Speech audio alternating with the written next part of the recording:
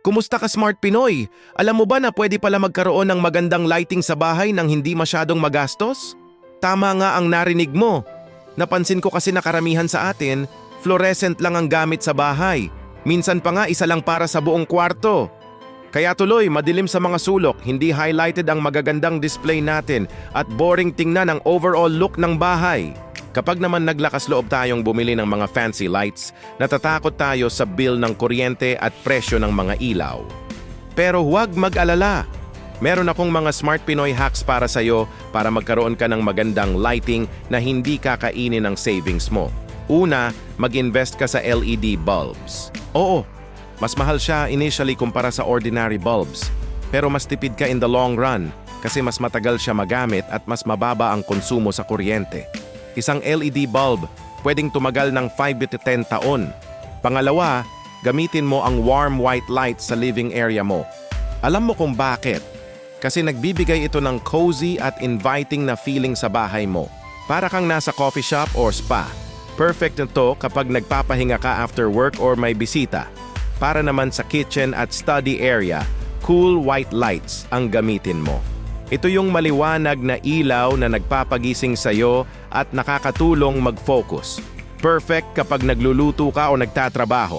Gusto mo ng instant upgrade sa kitchen mo? Try mo ang under-cabinet lighting. Pwede kang bumili ng LED strips sa Lazada o Shopee. Hindi gaano kamahal pero sobrang laking improvement sa itsura ng kitchen mo. Instant modern look. At ito ang paborito kong hack. Strategically place mirrors near your light sources. Ang galing, di ba? Double purpose pa.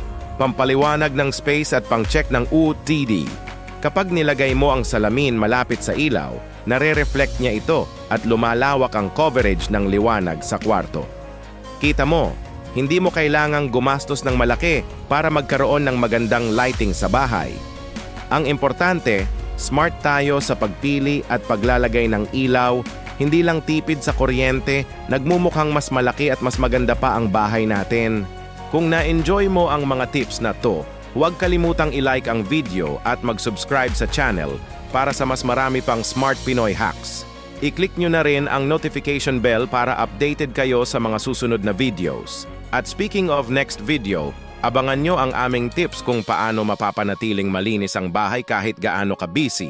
Aalamin natin kung paano maiiwasan ang alikabok at dumi na pumasok araw-araw sa bahay. Salamat sa panonood, ka Smart Pinoy, hanggang sa susunod na video. Tandaan, hindi kailangang magastos para maganda ang bahay. Kailangan lang maging smart.